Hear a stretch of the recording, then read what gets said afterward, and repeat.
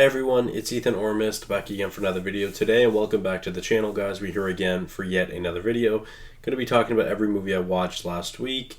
If you don't already, follow my letterbox. It is in the description, and yeah, let's get into it. Obviously, if you watched last week's video, you probably realized or noticed or seen that I ended up technically recording the video earlier because I was leaving for vacation on Sunday, which is when I normally record my videos. So I ended up recording it on Saturday night before we left on Sunday. So I have two movies to talk about, which I watched last Sunday, October 12th. So we'll start with that. Let's start it off with my least favorite of the two, which was Planes, Trains, and Automobiles, which is a Thanksgiving movie. So happy Thanksgiving to all those Canadians that celebrate. And yeah, there's a big reason why I wanted to watch this movie. Celebrating Thanksgiving with my family in Ontario, with my parents in Ontario, and with Mel. I really wanted to show them this movie. It's something my parents seen years ago. I haven't seen it in a really long time, and Mel had never seen it, which she didn't really enjoy it, unfortunately, but, you know, comedy's pretty subjective. I really love this movie. It's the second time watching it this year, and I really, really enjoy it. So, 88 out of 100, I actually raised it from an 86.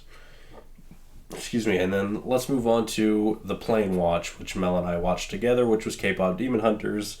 Now, I believe that is the third or fourth time that we've watched this. I did actually raise it up to a 98 out of 100 now,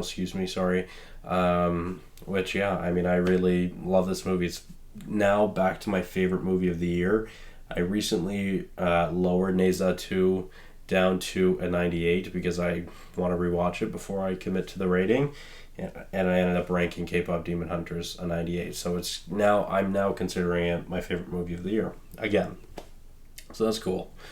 Anyways, let's get into this week from Monday to today, Sunday, at the time of recording this. Tomorrow, or when you guys see this, it'll be yesterday, I guess. Anyways, let's go. From the 13th to the 19th, I believe. So, sorry. All right, let's start it off with my least favorite watch of the week, which was The Amusement Park, which I ranked a 50 out of 100. It's kind of got an interesting theme to it.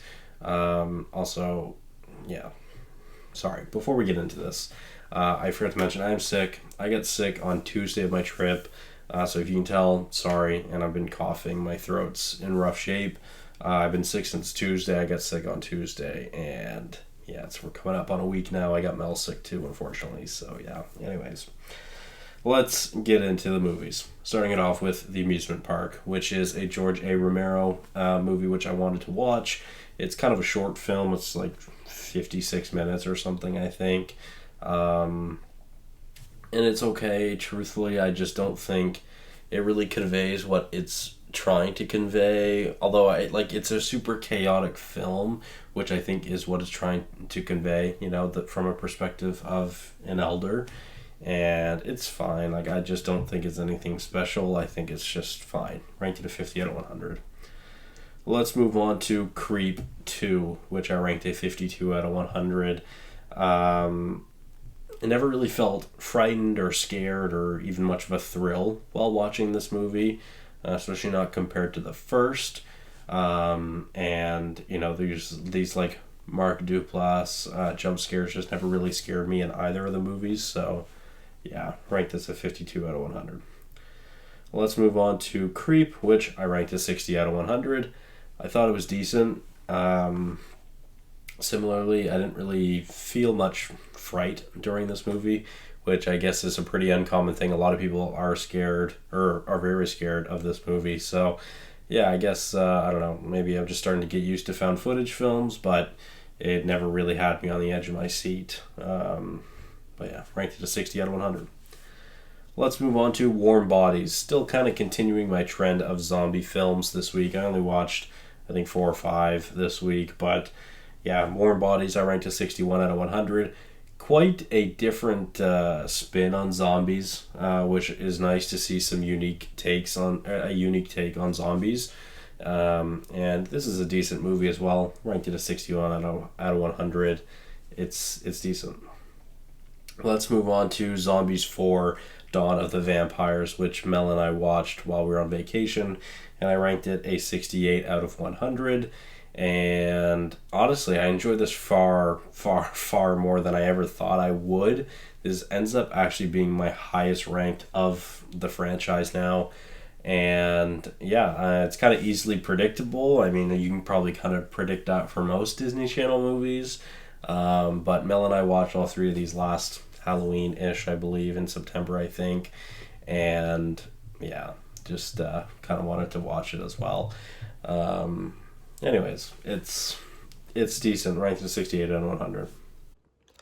I editing the video right now, and say hi to Betty. I forgot to talk about Thanksgiving. Sorry, Eli Roth, don't come for me. Thanksgiving, I had a pretty good time with it. Ranked at 68 out of 100. Thought it was a pretty decent movie. Excited for the sequel, and there's some really fun and pretty brutal and creative kills in this movie, which I kind of enjoyed.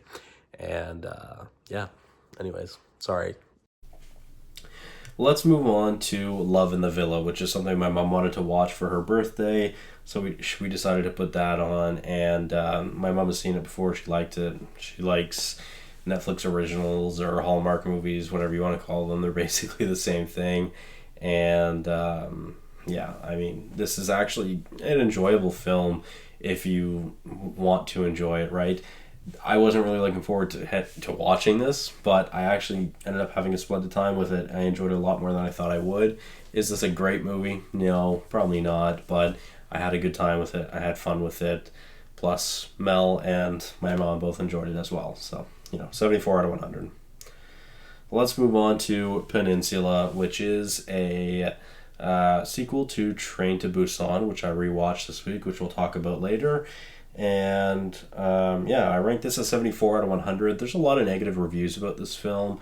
I don't think it's nearly as bad as some of those reviews reflect, although there's a few things I agree with.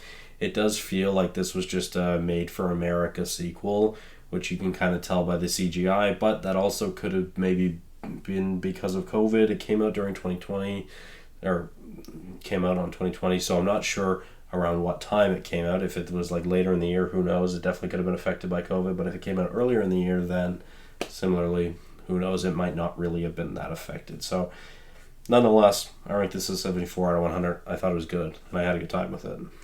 Steve Jobs, which is a Danny Boyle film that I've been wanting to watch. One of my goals last year was to go through Danny Boyle's filmography. I didn't really get through much of it. This year, kind of the same thing. I haven't really gone through much of it. I've been trying to get through a little bit more, but I ranked this as 76 out of 100. I thought it's pretty good. A lot of people say this is basically just a play, which fair enough, I guess, but these conversations, these interactions between character and character is really impressive writing, and I don't know, I just really enjoyed that. Ranked to 76 out of 100. Michael Fassbender is amazing, as always. Literally, as always. Alright, let's move on to perhaps the biggest disappointment ever, which was The Godfather, which I have been really, really scared to watch this trilogy, especially the first two movies, for years now, because I've always been scared I wasn't going to enjoy them and I was going to get canceled for it. And sadly, I mean, did I enjoy these movies? Yeah, but they did not amaze me, especially not in the way I expected. Like, both of these movies I was expecting at least a 4.5 star, like both of them 90 plus, and both of them really fell flat for me, which really sucks because I really thought I was going to enjoy these movies, but I never really felt amazed. I never really felt like there was ever much of a climax in either of the first two films either, and both of them were just ultimately a really big disappointment for me, even though I did still kind of enjoy them. Like, I ranked The Godfather as 78 out of 100. I think it is a good movie, obviously, but I don't know, it just didn't hit the way I expected. Maybe it was just so overhyped that it completely changed the way that I thought about it. I don't know. This entire trilogy is something I really want to rewatch, especially I would like to rewatch it sooner rather than later, because maybe I will enjoy this more on a rewatch. Truthfully, I'm not sure. But again, this is just a really big disappointment, sadly. And I ranked it a 78 out of 100. And we can move on to The Godfather Part 2, which I ranked a 79 out of 100. It's really the same thing. Like, both of these movies, I felt, once I finished them, like I didn't even watch the right movie, because, the stuff I hear about these movies being absolutely fantastic, I don't know, it just really surprised me. I never really felt that way with either of these movies, unfortunately. And both of these endings I felt were really abrupt. I feel like they just kind of ended. Like, I never really felt like we even had much of a climax in either of these two movies. So the endings felt weird to me. They kind of just put me off, I guess, as well. And yeah, 79 out of 100 for The Godfather Part 2. But let's move on to Michael Jackson's Thriller, which is just a music video, but it's a short film, let's be real. I ranked it an 80 out of 100. I think it's a really fun short film, probably one of the best music videos ever made, and it is a great song, no matter how annoyed you may be of it. This was like an iconic